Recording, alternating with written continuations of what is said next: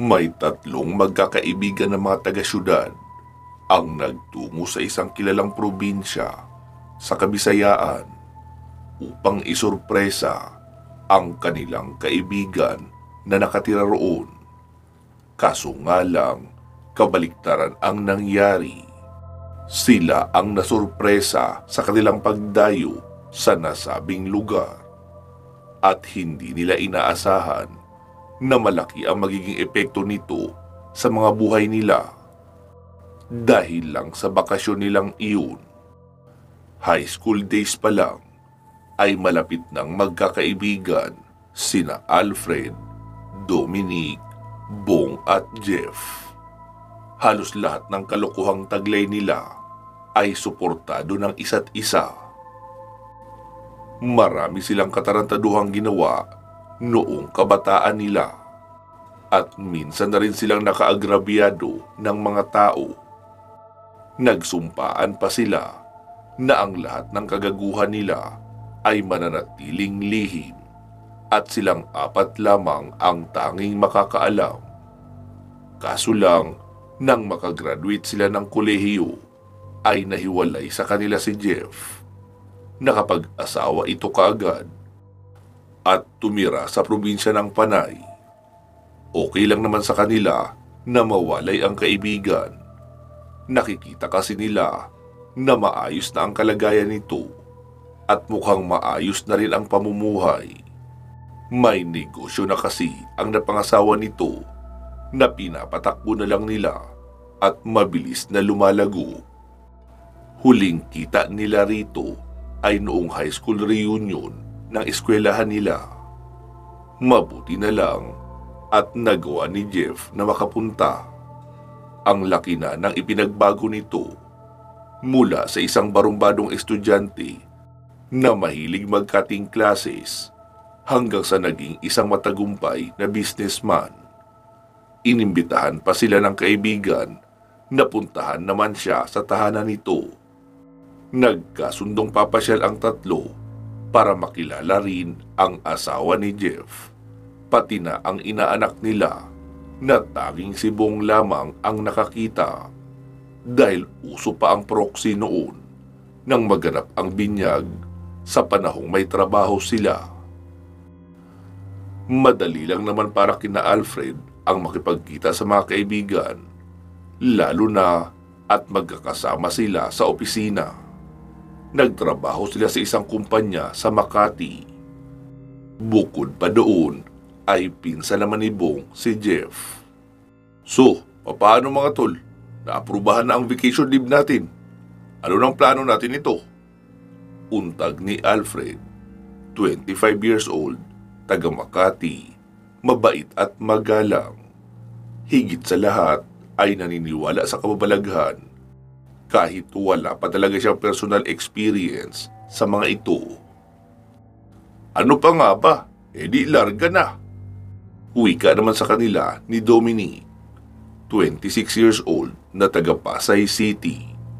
Galing sa mayamang pamilya, barumbado ang asal at walang respeto sa mga pamahiin at paniniwala sa mga probinsya, lalo na sa mga aswang. Tumawa naman si Bong na halos kasing edad lang ni Alfred na taga Pasay City rin. Tiwala silang makakarating sa lugar ng kaibigan nang walang hirap. Dahil noong huli nila itong makausap, ay binigyan naman sila ng address at sketch kung paano magpunta roon. Habang nasa biyahe, ay hindi matapos-tapos ang kanilang kwentuhan at tawanan. Dahilan para hindi nila mapagtuunan ng pansin ang kanilang binabagtas na lugar. Kaya doon na sila nagsimulang magkanda ligaw-ligaw. Naroon na sila noon sa mismong bayan na sinasabing kinaroroonan ng bahay ng kanilang kaibigan. Pero hindi nila mahanap ang nasabing kabahayan. Iyong mga description at palatandaan na nasa sketch ay hindi rin nila matagpuan. Dahil nga dala nila ang kotse at napagod na si Dominic sa kakamaneho, naisip nilang huminto na muna. Ano na pare? Akala ko ba dito lang banda ang bahay ni na Jeff? Wala naman tayong makitang kabahayan rito eh. Wika niya sa kasinubukan pang maglakad-lakad sa paligid. Wala talaga silang nakikitang iba at puro lang talahiban. Paano ngayon to? Tanong ni Dominic. Sumagot naman si Bong. Isa lang ang solusyon dyan. Tawagan na natin si Jeff. Tumango si Alfred at nag-abang na lamang sa kaibigan na may hawak na cellphone. Pare-pareho na silang pagod sa mahabang biyahe, kaya kailangan ng matuntun ang bahay ng kaibigan para makapagpahinga na. Mabuti na lang, makailang ring lang ay sumagot naman kaagad ang tinatawagan. Sandaling nagkausap sina Bong at Jeff, tapos pinatay na ni Bong ang cellphone. Sinalubong naman siya ni Alfred, sabay tanong kung ano ang sabi. Napakamot ng ulo si Bong. Mga pare, imbis na sila ang susurpresahin natin, mukhang tayo ang nasurpresa ah. Aniya, kaya naman naghintay pa sila ng susunod na sasabihin ni Bong. Ayon pa sa lalaki, humihingi ng dispensa ang pinsan nito. Dahil hindi nito nagawang ipaalam sa kanila na lumipat na pala ito ng ibang lugar. Sa Bacolod na raw sila naninirahan, sa lugar ng napangasawa nito. Matagal na rin daw nilang naibenta ang bahay at lupa na kanilang tinirhan sa lugar na iyon. Sa pagkakaalam daw ni Jeff, ay pinademolish na din daw ang nasabing bahay dahil patatayuan ng mas malaking gusali. Kaya talagang kahit anong gawin nilang paikot-ikot sa buong lugar, ay talagang hindi nila ito mahahanap. Lalo at nagkaroon pa ng road widening at sinira ang mga temporary na palatandaan sa lugar na iyon. Gayunpaman, kung nais pa din nilang mag-stay sa probinsyang iyon, ay may inirefer si Jeff na bahay na pwede nilang rentahan pansamantala. Isang rest house na malapit rin sa ilog. Tahimik, maaliwalas ang paligid at may mga gulayan sa paligid kung saan pwede silang mag-harvest at lutuin. Nagkasundo ang tatlo na puntahan na lamang ang nasabing rest house. Kaysa naman lalayo pa sila, mas lalong mapapagod at mahihirapan na din silang maghanap pa ng hotel na mukhang malabong magkaroon sa baryong kanilang kinaroroonan.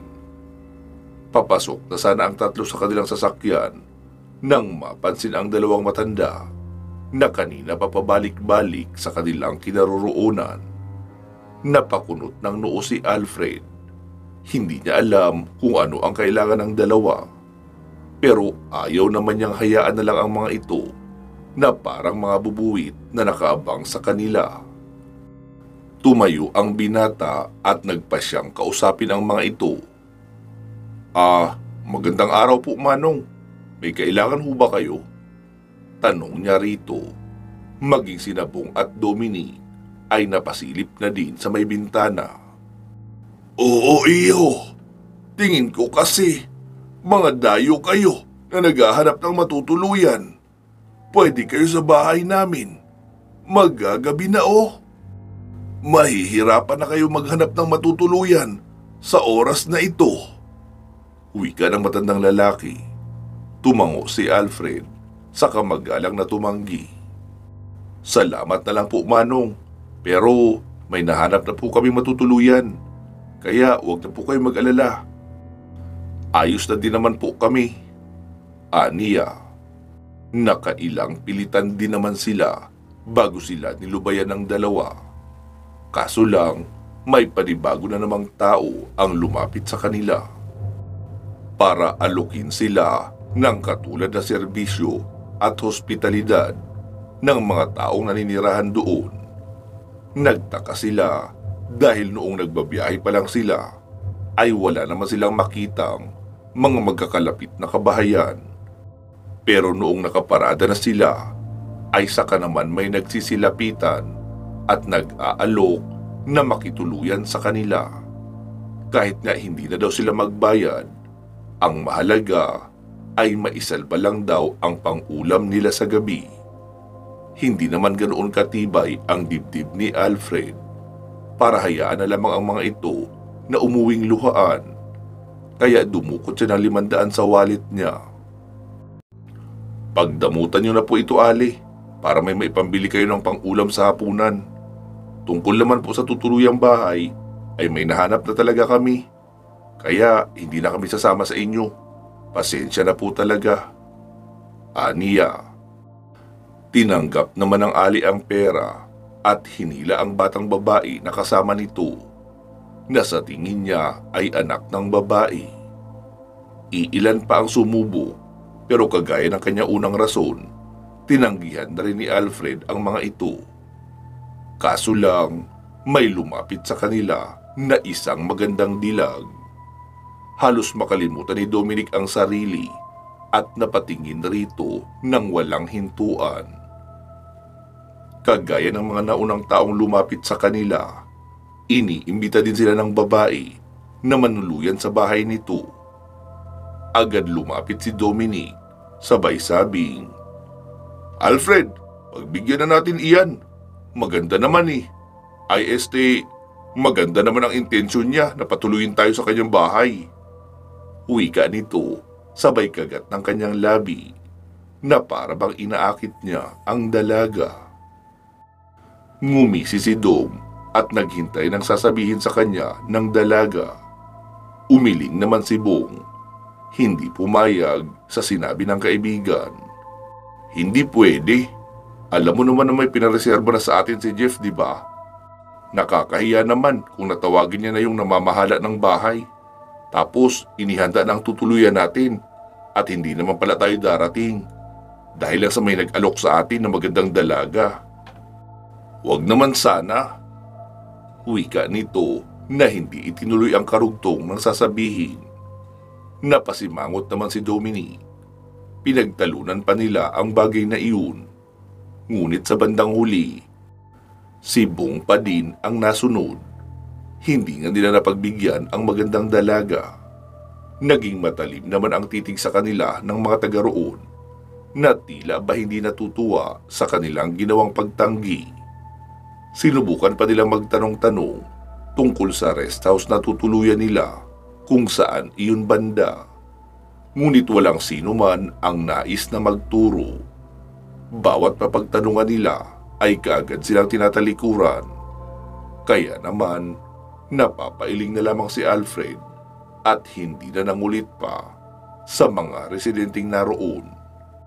Ang alam lang nila, Mang Ponsing ang pangalan ng matandang nagsisilbing caretaker sa nasabing rest house. Muling tinawagan ni Bong si Jeff at nanghingi na lamang ng matinong sketch kung papaano makarating sa nasabing lugar. Mabuti na lang, mabilis matandaan ng lalaki ang itsura ng bahay at ang tamang direksyon, kaya kalaunan nakarating sila sa katamtamang laki ng dampa. Napapalibutan ito ng mga nagagandahang halaman at mga lamang ugat na mukhang may paggagamitan sa gamutang pangherbal. May kulungan ng mga manok at taniman ng gulay kung saan tanaw nila ang talong at ampalaya na kay pipintog ng mga bunga na naghihintay na lamang na mapitas.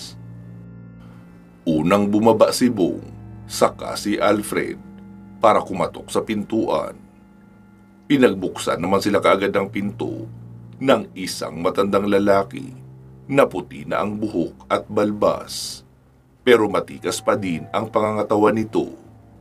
Sa unang tingin pa lamang ni Bong ay naisip na nila kaagad na isang albularyo ang nasabing lalaki. "Oh, anong kailangan nyo?"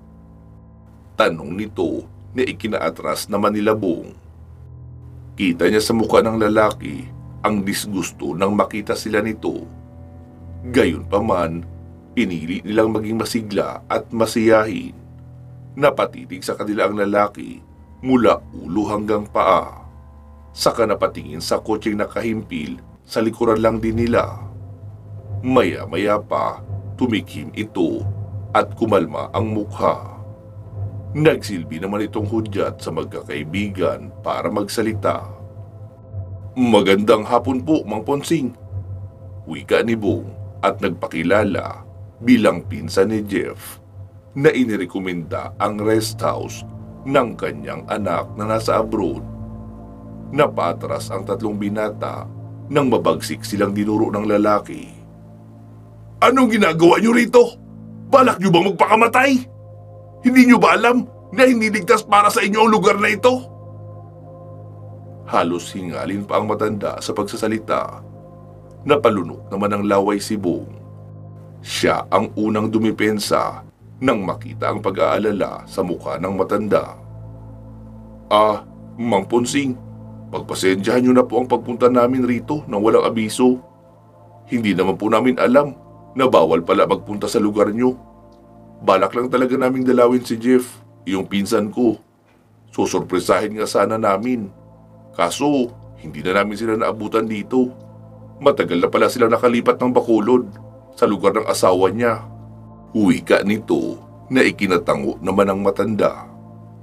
Inamin pa nito sa kanila na kilala niya nga raw si Jeff at ang asawa nito.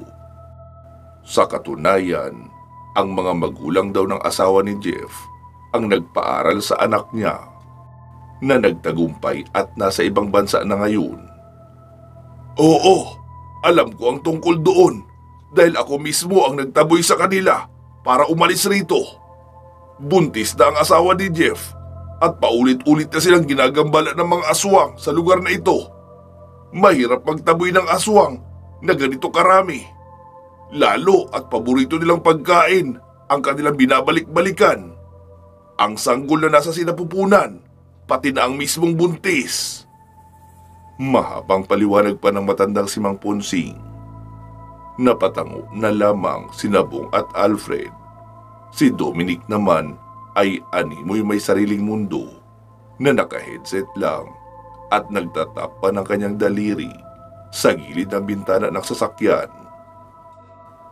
Mang Ponsing, balak sana naming rentahan ang rest house nyo kung pwede po para may matuluyan kami rito na ligtas. Paalam ni Bong na ikinatango din ni Mang Ponsing. "May magagawa pa ba ako? Narito na kayo. Alangan naman hayaan ko pa kayo umalis. Malamang, inaabangan na rin kayo ng mga aswang na taga rito sa may highway. Kahit pa umalis kayo, ay hindi na rin kayo makakaalis sa baryong ito ng buhay. Lalo kung ganitong gabi na. Hayok sa laman ang mga aswang rito at talagang garapal. Hindi sila takot na makita ang kanilang mukha. Ano naman kasi kung makita nyo o makilala nyo ang mukha nila bilang aswang, hindi na rin naman kayo makakaalis pa ng buhay dito. Kaya sige na, pumasok na kayo rito. Magdidilim na Wika ng matanda.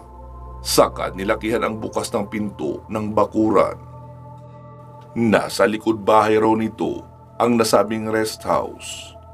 Iilang hakbang ang layo mula sa kanilang kinaroroonan. Mas mainam na raw kung hintayin nila ang lalaki nang sa gayon ay masamahan sila doon. Marami pang ipinaliwanag si Mang Ponsing sa tatlo. Kagaya ng bawal ng lumabas ng gabi, walang kakausapin ng mga residente doon na hindi nila kilala at hindi po pwedeng basta na lang bumili ng pagkain mula sa labas. Napasimangot naman si Dominic at nagpakawala ng buntong hininga. Napakarami namang kondisyon ng matandang yan. Magbabayad naman tayo ng tamang renta, di ba? Aniya, kaya sinaway siya kaagad ni Alfred. Pare, huwag ka namang magsalita ng ganyan. Hindi tayo taga rito. Pasalamat nga tayo at pinoprotektahan tayo ni Mang Ponsing.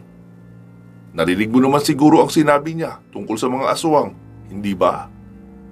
Wika niya na ikinakibit balikat lang ni Dominic. Kahit magkakaibigan sila, minsan hindi niya masabayan ang trip nito sa buhay. May pagkamayabang kasi ang lalaking si Dominic at hindi niya gusto ang pananalita nito minsan, lalo kapag wala ito sa mood Hindi naman nagtagal, nakarating na rin sila kaagad sa rest house.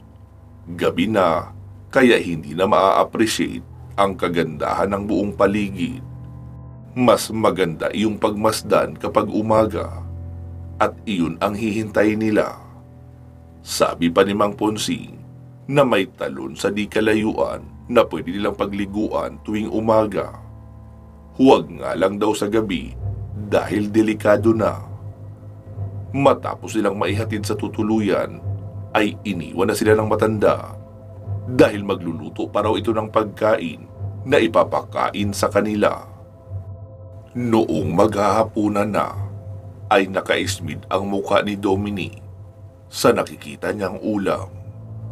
Tinapang isda at sinabawang gulay lamang iyon. Dahil iyon lang din ang meron ang matanda ng mga oras na iyon. Lalo at maggagabi na nga sila noong dumating. Kaya wala ng pagkakataon para bumaba ng bayan at mamili ng ibang pagkain.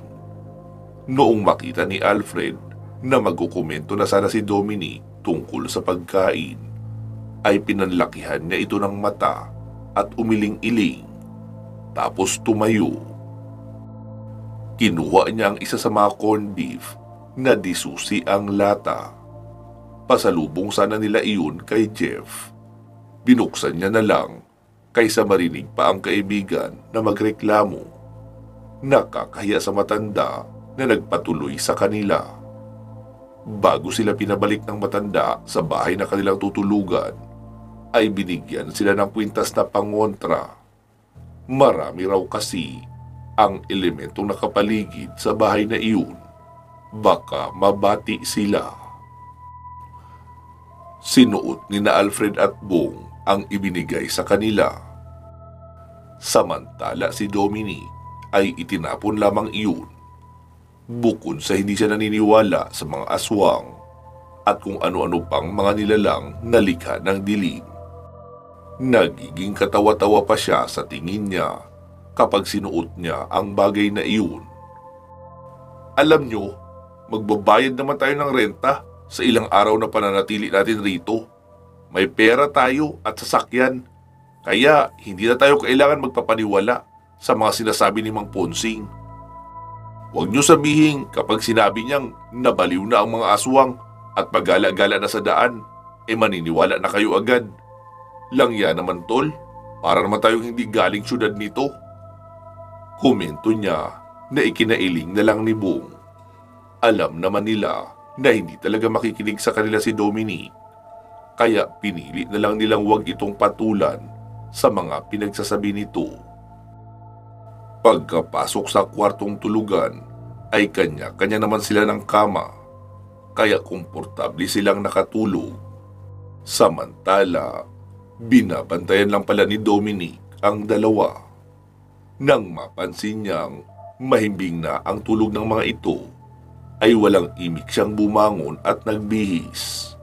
Nagwisik ng pabango, saka hinablot ang wallet. Nasa bakasyon sila, kaya gagala siya hanggat gusto niya.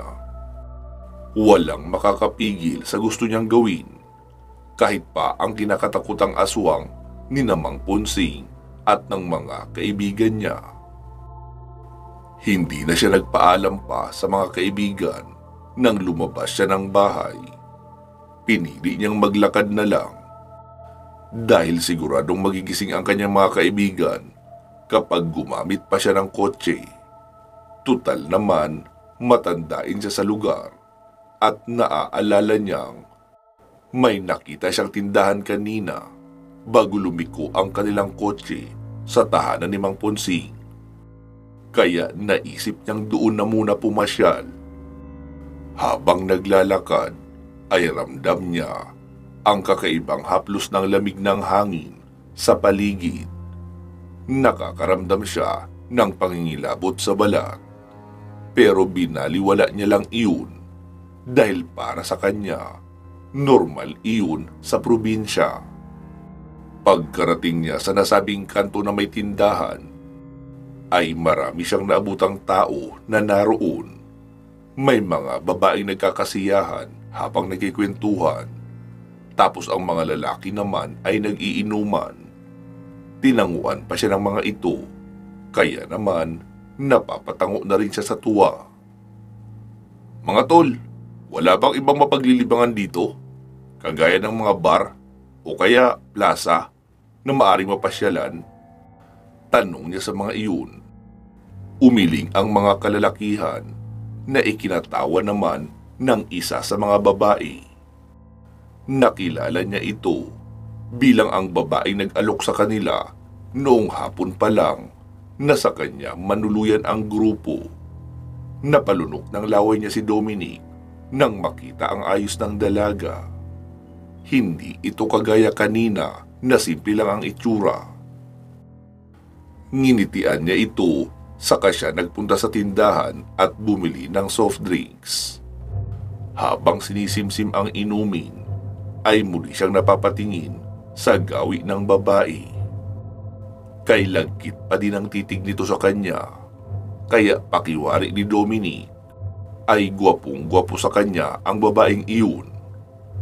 Soft drinks tayo, miss. Kaso lang, hindi malamig eh. Dismayado niyang wika at binilhan nga ng isa ang babae. Mahinhin itong ngumiti sa kanya, sabay kumurap-kurap. Nagpasalamat pa nga nang tanggapin ang ibinigay niya rito. Wala kasing kuryente dito sa amin, kaya hindi malamig ang inumin na itinitinda. Pero maraming mapaglilibangan sa lugar na ito. Iyong hinahanap mong bar, pwede mong maranasan yun. Wika nito na ikinakislap naman ang mata ni Dominic. Napansin niyang naninigarilyo ang babae, kaya dinagdagan niya iyon ng isang stick. Saka kinausap ito tungkol sa libangan na binabanggit ng babae. Maya-maya pa, namalaya na lang niya na naglalakad na silang dalawa ng babae papunta sa lugar na tinutukoy nito. Puno ng excitement ang kanyang mukha. Malakas ang kanyang pakiramdam na hindi lamang bar at pasyalan ang makikita niya. Lalo na at base sa kinikilos ng dalaga, ay mukhang may iba pa silang pupuntahan o gagawin. Iyong langit kung tawagin ng mga lalaki naghahanap ng panandali ang aliw sa gabi. Ayos lang iyon sa kanya. Kahit magkano ay handa siya dahil marami naman siyang dalang pera. Hindi siya papayag na walang mangyari sa kanila ng babaeng iyon. Lalo at kanina pa siya tinatakam nito. Idagdag pa na mukhang nasa 18 hanggang nasa 19 lamang ang edad noon at mahahalata ang pagiging sariwa.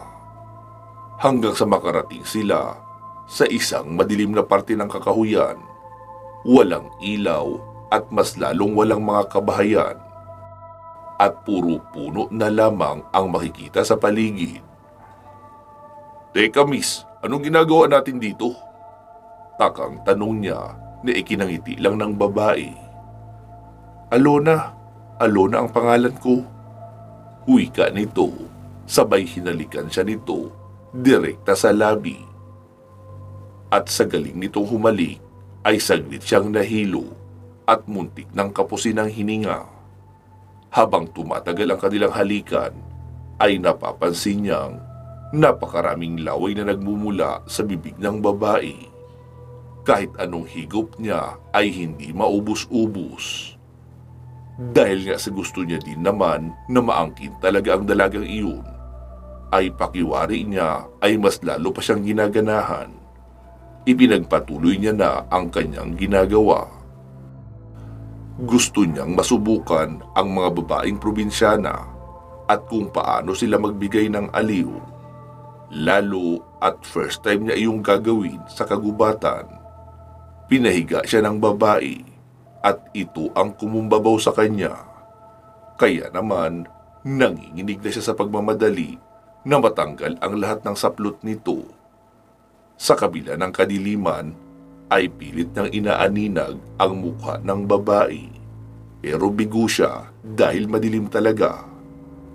kung kailan akala niya nahahantong na sila sa mainit na tagpo.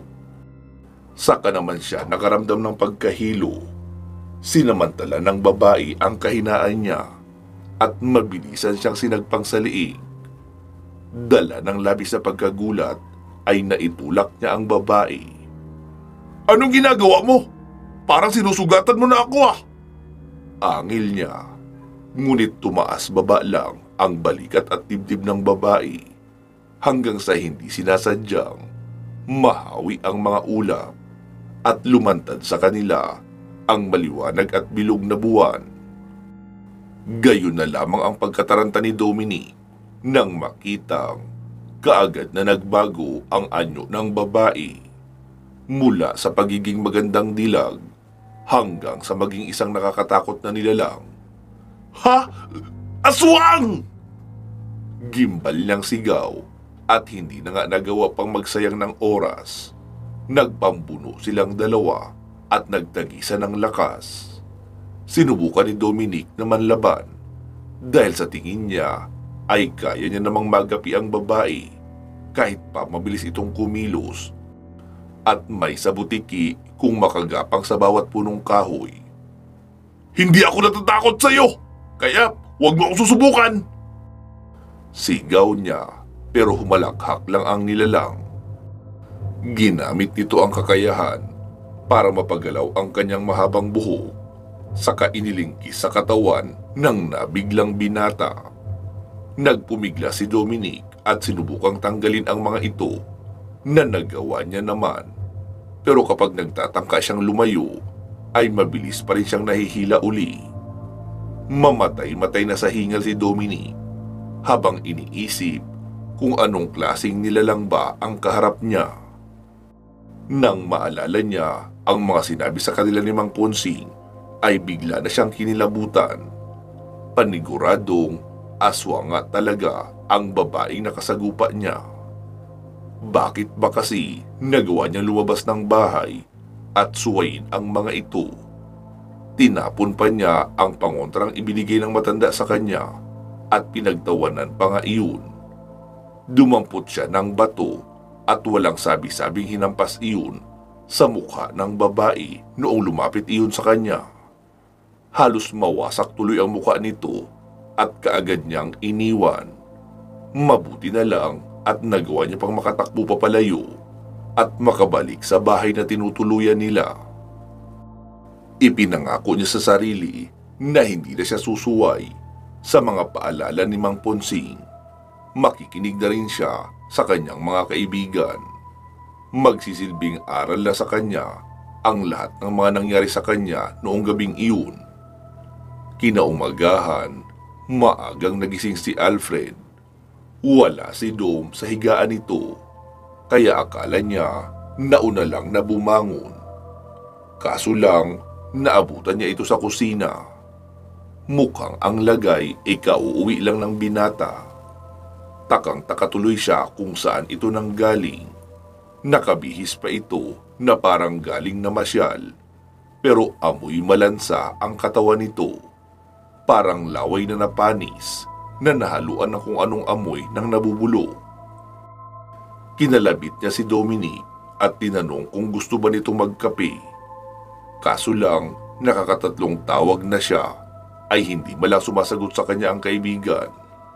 Ni hindi malang siya tinignan o binabati ng magandang umaga na nakaugalian na talaga nito noon pa man. "Pare, ano bang nangyayari sa'yo?" Takang tanong ni Alfred. Siya namang paglabas ni Bong na may dalang nakasampay na tuwalya sa balikat at papasok na sa banyo para maligo. "Oh, ang aga niyan magbihis ah. Saan ba ang punta natin?" Tanong pa ni Bong kay Dominic. Nagkibit balikat si Alfred. "Ewan ko pare, kanina pa yan hindi makausap eh. Tapos amoy malansa pa siya. Tsaka yung damit niya, parang kagabi pa sinuot eh at marumi." Anito. Tumango naman si Bong. "Baka naman lumabas talaga si Dom kagabi. Alam mo naman yan, matigas ang ulo." Komento ni Bong at mas lalo silang nagulat dahil hindi man lang nila nakitang Pumalag sa kanilang pinag-uusapan ang kaibigan. Kung nagkataong ibang sitwasyon lang ito, baka kanina pa sila binatukan at sumagot. Mayabang kasi si Dominic at mataas ang pride. Hindi siya ang tipong tao na nagpapadikta sa kung sino man. Iwan na lang muna natin. Kung maliligo ka, bilisan mo at ikaw na magsalang ng tubig para sa kape. Ako naman ay pupunta sa kamalig ni Mang Ponsing. Gagawa daw siya ng puto ngayon na ipapaalmusal sa atin. Sisilipin ko lang kung nakaluto na ba siya. Wika ni Alfred. Kaya naman, hinayaan na siya ng kaibigan na lumabas ng bahay. Si Bong naman, patingin-tingin kay Dominic. Nagtataka siya kung bakit parang natuka ng ahas ang kaibigan at hindi man lang makapagsalita. Kinakabahang nilapitan niya ito at kinalabit. Pero wala pa rin naging reaksyon ang binata. Kaya naman, iiling-iling niya na lang na iniwan ito at nagpasya na lamang na maligo. Noong makatapos siyang maligo ay wala na ang kaibigan roon. Naabutan niya naman ito sa silid na nakahiga na sa sariling kama at nakatakip ng kumot ang buong katawan. Kaya hinayaan niya na lang din. May hinala kasi siya na lumabas iyon at naggala kaya napuyat. Kinagabihan ay lumabas naman iyon. Kumain ng kaunti pero hindi umiimi. Tapos muli lang din bumalik sa kwarto. Makalipas ang 3 araw, nagulat na lamang sina Alfred at Bong nang maging bayolente na si Dominic. Nagwawala ang lalaki at nananakit na. Halos hindi na din nila maawat ang binata sa lakas ng katawan nito. Pati na ang kama ay umaalog sa labis na kalikutan. Kaya naman, hindi na natiis ni Alfred na tawagin si Mang Ponsing na nasa dampa lang naman ito. Teka, paano kapag ako naman ang inatake nito? Tanong naman ni Bong na halatang kinakabahan. Umiling-iling si Alfred. Saglit lang talaga ako, tol. Huwag kang mag-alala. Tatawagin ko lang si Mang Ponsing. Babalik ako agad. Wika niya at nagtatakbo na kaagad sa bahay ng albularyo. Humahangos na humingi siya ng tulong. Mabuti na lang at agad namang kumilos si Mang Ponsing at pinuntahan ang bahay na kanilang tinutuluyan. Pagkakita pa lang ng matanda kay Dominic ay napailing-iling na ito agad. Pero noong tanungin naman ni Alfred kung bakit ay hindi siya nito sinagot. Nagpakuha ito ng plangganang may tubig, asin at kandila. Magsasagaw araw ito ng pagtatawas. Naging alalay naman ang 2 binata na hindi naman magkanda-ugaga sa pagpapakalma sa kanilang kaibigan. Sinimulan niyang alamin ang punot dulo ng pagkakaganoon ng lalaki.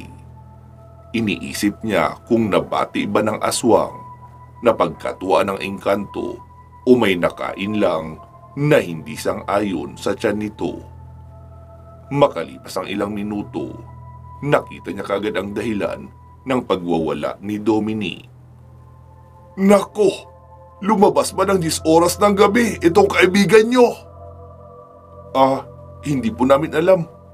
Pero noong nakaraang gabi, mukhang lumabas nga siya. Dahil kinaumagahan ay nasa kusina po siya. Nakabihis pa ng pangalis.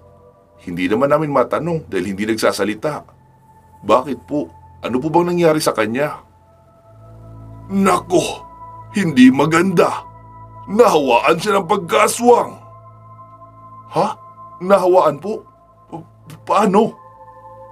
Iyon ang hindi ko alam kung paano. Pero isa ang sigurado. Umalis siya ng bahay at may nakasalamuhang aswang na siyang nanghawa sa kanya. Hindi naman makapaniwala si Bong at Alfred sa kanilang nalaman. Wala naman silang ibang masisisi kundi si Dominic lang din mismo. Dahil sa katigasan ng ulo ng lalaki, alam na kaagad nila na mahihirapan silang gawing masaya ang kanilang bakasyon na iyon.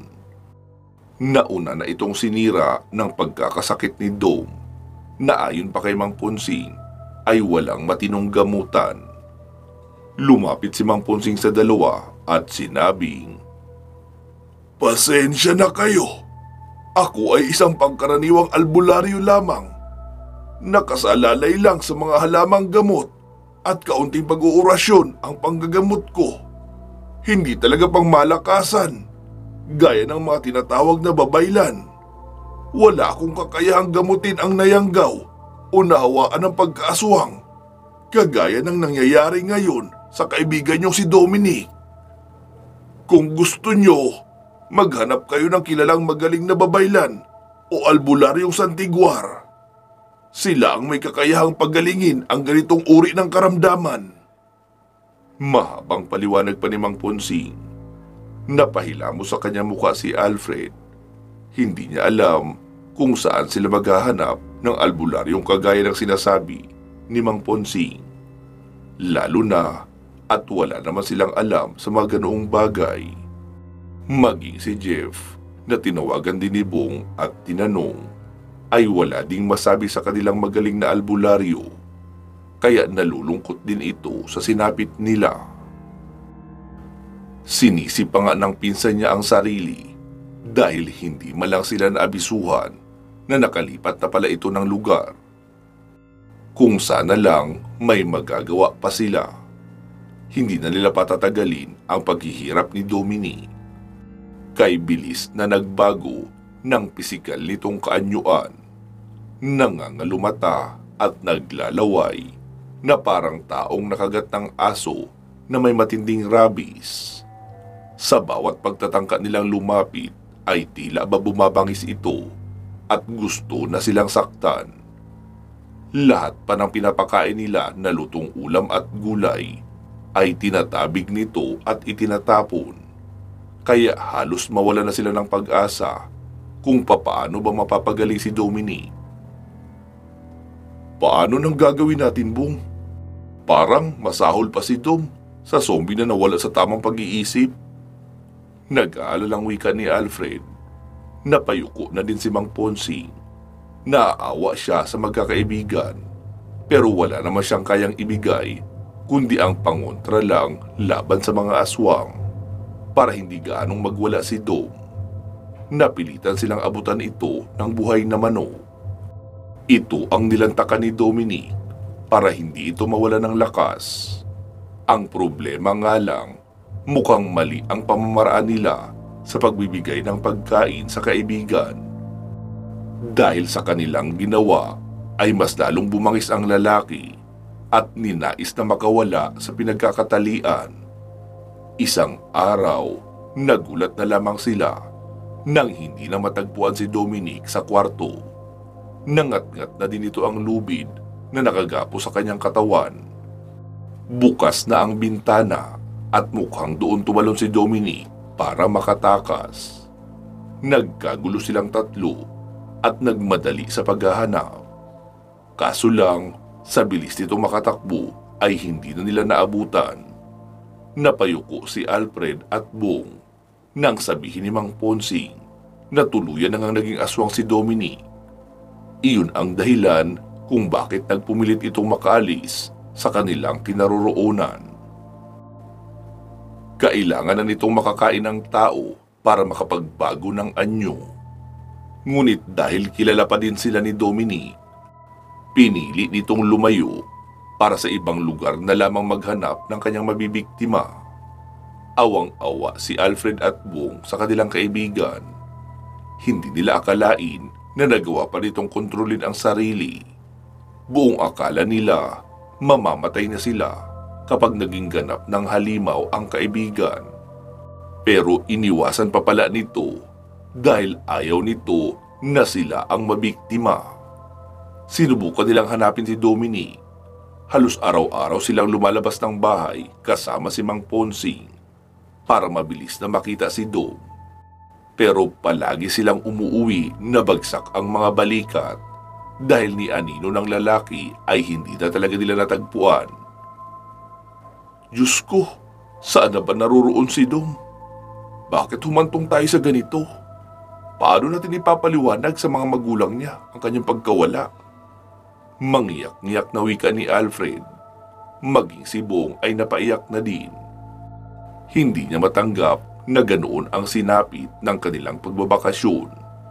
Tipong nalagay sa bingit ng kamatayan si Dome at hindi na nakaligtas pa sa kamandag ng mga aswang. Bakit ba kasi ang tigas ng ulo niya? Binalaan na tayo pagdating pa lang natin dito sa bahay, pero hindi siya nakinig.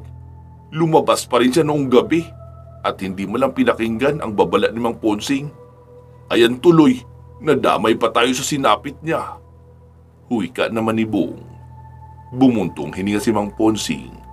Alam niyang hindi na nila mahanap pa ang binata. Marami ng kaso ng pangyayanggaw sa mga tao ang nangyari sa lugar na iyon. Karamihan sa kanila ay nawawala na lamang na parang bula at hindi na nakakabalik pa sa kanilang pinagmulan.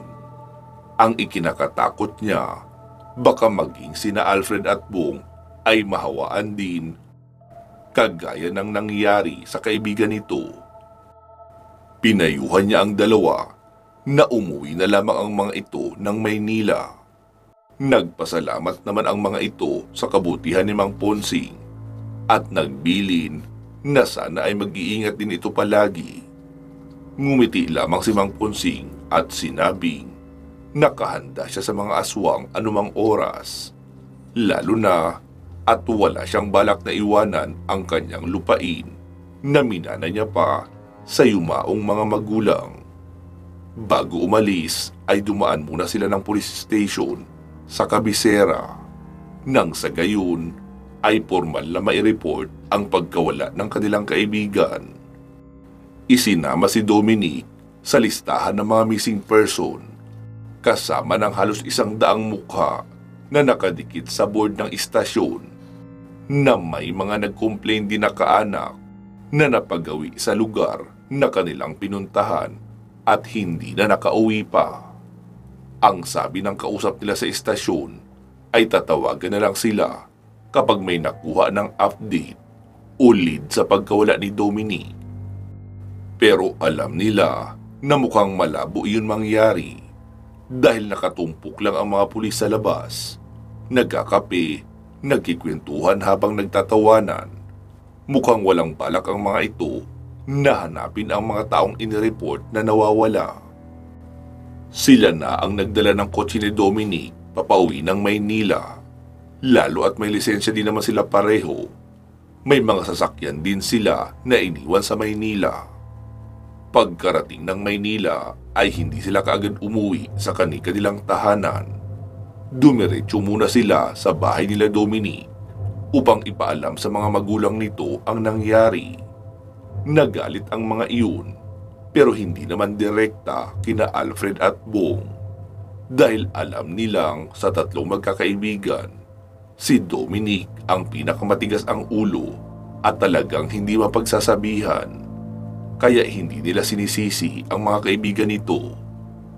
Pagkatapos nilang ipaalam sa mga magulang ni Dominic ang nangyari, ay magkahiwalay na silang umuwi. Pagka-uwi ni Alfred sa kanyang tinutuluyan, natulala na lamang ito at doon pa lang nagsisimulang mag-sink in sa kanya ang lahat ng nangyari. Hindi siya makapaniwala na sa maikling panahon na pinairal lang kaibigan ang katigasan ng ulo nito ay ganoon na lamang kasaklap ang kahahantungan. Lumipas ang mga araw at ang mga magulang na mismo ni Dominic ang naghanap ng paraan para mahanap ang pulis na nag-iimbestiga sa kaso ng kanilang anak. Kalaunan, nakausap nila ang pulis at may palihim na balitang inihatid sa kanila. Masakit man, kailangan daw nilang tanggapin na hindi na kailanman babalik pa sa kanila ang anak na si Dominic. Marami na raw ang kaso ng pagkawala sa lugar na iyon, kung saan hindi na natatagpuan ang mga nawawalang tao dahil talamak ang mga aswang sa lugar na iyon. Minanduhan sila ng kanilang hepe na hindi na isasali sa report ang tungkol sa mga aswang dahil hindi naman bukas ang isipan ng mga tao pagdating sa ganoong nilalang.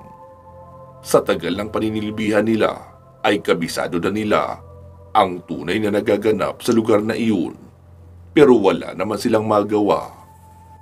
Labis na nalungkot sina Alfred, Bong at mga magulang ni Dominic sa sinabi ng mga pulis, pero kailangan nila itong tanggapin at ipinaalam sa mga kaibigan at kakilala ang nangyari sa nasabing binata.